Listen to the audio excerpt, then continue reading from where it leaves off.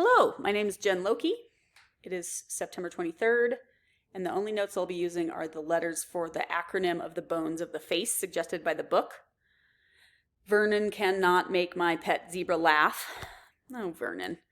But other than that, I don't have any notes or anything else around. I'm just sitting here with my dog and probably my child downstairs. Anyway, so that's all I got. All right. So we will start with the bones of the skull and work our way downwards, though I might jump around a little bit. Yeah. All right, buddy. Frontal lobe, or sorry, not lobe, frontal bone. Thinking of the brain rather than the cranium here. So frontal bone, left and right parietal bones, occipital bone, and then left and right temporal bones. Inside you have the sphenoid, which is sort of butterfly shaped and articulates with all of the other bones of the skull, which is pretty cool. And then anterior to that, mostly, you have the ethmoid. All right, let us move down to the hand because I just need to get it over with. Because for some reason I find the wrist bones very difficult to remember. All right, so the row that is closest to the ulna and the radius will start on the lateral side here, and we'll start with the scaphoid, and then you have the lunate, and then you have the triquetrum, and then the pisiform. And then if we're moving up and still on the more medial side, but just going to the sort of upper row, now closer to the phalanges, we have the hamate, the capitate, the trapezoid, and the trapezium. All right, then as we move distally here, we have the metacarpals. So you have the first metacarpal. I'm trying to show, yeah. First metacarpal down here, second metacarpal, third metacarpal, fourth metacarpal, fifth metacarpal. Okay, then we have the phalanges. So we'll start here, and we'll start with the first proximal phalanx, the second proximal phalanx, third proximal phalanx, fourth proximal phalanx, and fifth proximal phalanx. Then we'll go back here to the first finger again. The first middle phalanx, second middle phalanx, third middle phalanx, fourth middle phalanx, fifth middle phalanx. And then we'll go back to the first finger, the first distal phalanx, the second distal phalanx, the third distal phalanx, the fourth distal phalanx, and the fifth distal phalanx. So that's the hand and the wrist. Okay, let us move back to the vertebrae, the vertebral column. So just below the occipital lobe here, we have cervical vertebrae 1 through 7. The first, third, and seventh are irregularly shaped, whereas cervical vertebrae 3 through 6 are regularly shaped, which means they're very similar to each other.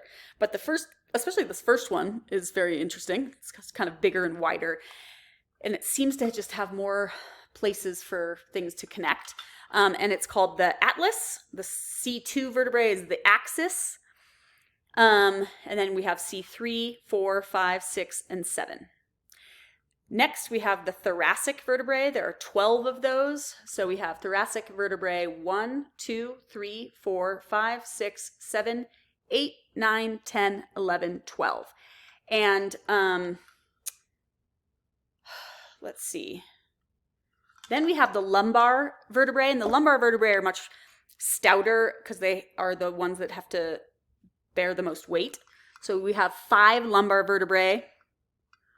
So first lumbar vertebrae, second, third, fourth, and fifth. The fifth lumbar vertebrae is actually fused to this lower part here called the sacrum. And the sacrum is made of 5 fused vertebrae, or parts of 5 fused vertebrae. And then the very lowest part here is called the coccyx, or the tailbone. Okay, let's see. Let's go back up to the shoulder girdle. Here is the scapula and the clavicle. And then here's the sternum. The manubrium is the top part of the sternum that's like the widest and flat part. The body of the sternum, and then the xiphoid process sticks out here at the bottom of the inferior portion of the sternum. Okay, ribs. So here we have left and right rib 1, left and right rib 2, rib 3, rib 4, rib 5, rib 6, rib 7, rib 8, rib 9, rib 10. And these little guys back here that do not articulate at all with this front side are the ribs 11 and 12, and they're called false ribs or floating ribs because they don't connect at all with the sternum, even by cartilage. Okay. Forget if I've said the arm bones, but let's just do it. Humerus, the radius, and then the ulna. Okay.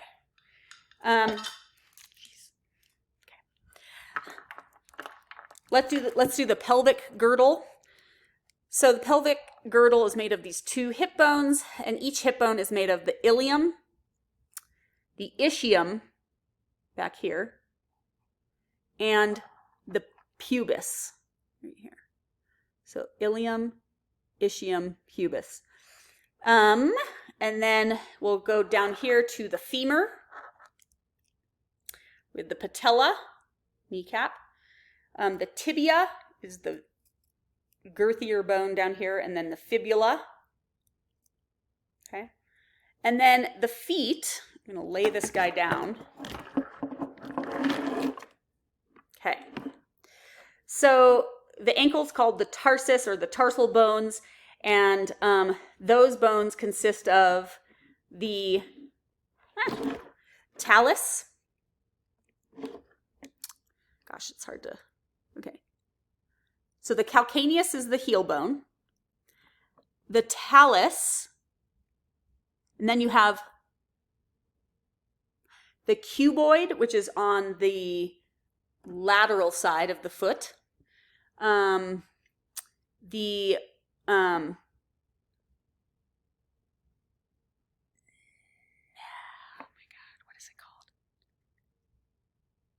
navicular bone.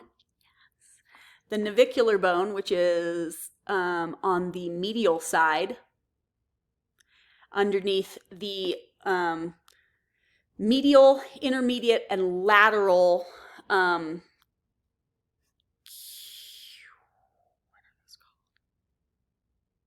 cuneiform bones. God, I'm sucking. Wow. Okay. Then we have the metatarsals. So the first metatarsal, second metatarsal, third metatarsal, fourth metatarsal, and fifth metatarsal. And then we move on to the phalanges. Just like the hands, there are proximal, middle, and distal for the toes as well. So the first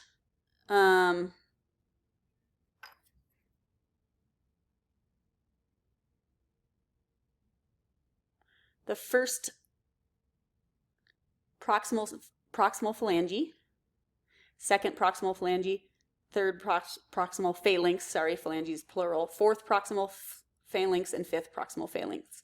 Then we have the first middle phalanx, the second middle phalanx, the third middle phalanx, the fourth middle phalanx, and the fifth middle phalanx. And then we have the first distal phalanx, the second distal phalanx, the third distal phalanx, the fourth distal phalanx, and the fifth distal phalanx. Of course, those are all on the left side. So you'd have the same thing on the right. Okay, let me just go over this thing and make sure that I got them all. Humerus. I think we're done. So with that, we bid you adieu.